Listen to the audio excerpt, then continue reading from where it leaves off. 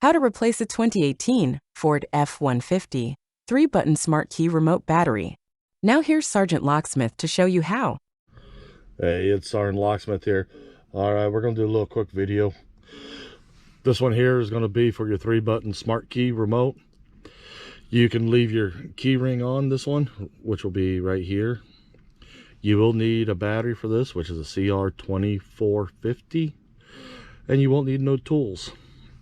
So let's go ahead and get started. Take your remote, pull your emergency release for your emergency key blade, and when you look up in here, you'll see right here there's this indentation. Go ahead and take your emergency key. It is beveled on the end. Just slide it in there and you'll hear it just pop. Once it does, twist it and your housing will start to lift up.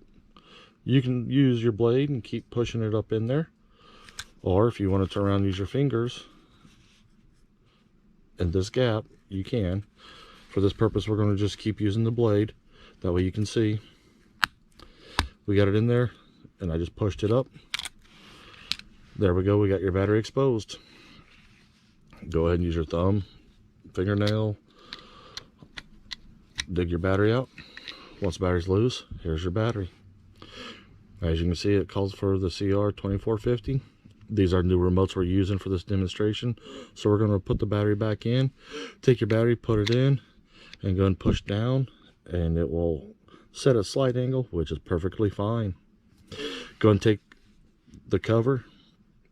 You see how there's this little edge piece right here? That needs to go in first. So go ahead and put it in.